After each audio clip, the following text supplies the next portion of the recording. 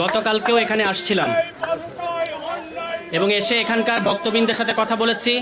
এখানে অনেকে যারা আছেন তারাও ছিলেন এবং তাদেরকে আমরা একটা কথা বলে গেছি, এইটা আবারও এখানে রিপিট করি। সেটা হচ্ছে, এইটা আপনাদের ঘর। এই ঘরের মধ্যে যারা আসবে, আপনাদেরকে হামলা করতে আসবে, আপনাদেরকে অপদস্থ করতে আসবে, আপনাদেরকে নাজেহাল করতে আসবে, তারা বিএনপি করে না, জামাত করে না, এনসিপি করে না, কোন দল করে এটা আমাদের দেখার বিষয় না। তাদের হাত পা আপনারা ভেঙে দিবেন। যারা আপনাদেরকে এখানে এসে আপনাদের প্রতিদিনকার কাজকর্মকে বাধাগ্রস্ত করার চেষ্টা করবে, তাদের রাজনৈতিক পরিচয় আমাদের কোনো দরকার নাই। তারা হামলাকারী, তারা অপরাধী এবং তাদেরকে আপনারা প্রথমে বেঁধে রাখবেন এবং তারপরে হাত পা ভেঙে তারপর পুলিশের কাছে দিবেন। কেন আগে আপনাদেরকে হাত পা ভাঙতে হবে?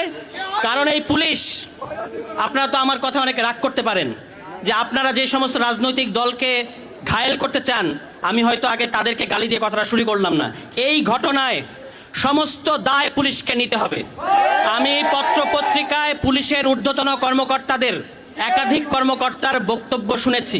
তাদের একজনের বক্তব্যের সাথে আরেকজনের বক্তব্যের কোনো মিল নাই এবং আমি নিশ্চিত হয়েছি যে তাদের আশকারা, তাদের প্রশ্রয়ে এই হামলা করেছে। যারা হামলা করেছে তাদেরকে আপনারা দেখতে পাচ্ছেন, কিন্তু পুলিশ যে এটা উস্কানি দিয়েছে, প্রশ্রয় দিয়েছে, এইটা আপনারা কেন বলছেন না? আমি আপনাদেরকে বলি, পুলিশ কি বলেছে? পুলিশ বলেছে এখানে প্রায়ই মাদক বিরোধী অভিযান হয়। একবার এসে বিএনপি করেছে, এরপরে এসে জামাত করেছে। বিএনপি আর জামাতকে কি আপনারা মাদক বিরোধী অভিযান করার লাইসেন্স দিয়েছেন? এটা পুলিশের কাছে আমাদের প্রশ্ন। কাজে এই হামলার দায় পুলিশ এড়াতে পারবে না। আমরা যখন গতকালকে শাহালি থানায় গেলাম দুপুর ৩টার সময়, আমরা পুলিশের ওইখানকার কর্মকর্তাকে জিজ্ঞেস করলাম, আপনারা কি কোনো মামলা করেছেন? তারা আমাদেরকে বললেন এখনো এই ঘটনায় কোনো মামলা হয় নাই। রাতের বেলা আমরা দেখলাম যে মামলা হয়েছে এবং ৩ জনকে গ্রেফতার করা হয়েছে। এটার মানে কি? এটার মানে হচ্ছে কারা হামলাকারী তাদেরকে পুলিশ চেনে। তাহলে ৩ দিন লাগলো কেন আপনারা তাদেরকে গ্রেফতার করতে? এবং ৩ জন আসে নাই, এখানে ১৫০ থেকে ২০০ লোক এসে হামলা করেছে। বাকি লোকেরা কোথায়? প্রত্যেককে গ্রেফতার করতে হবে।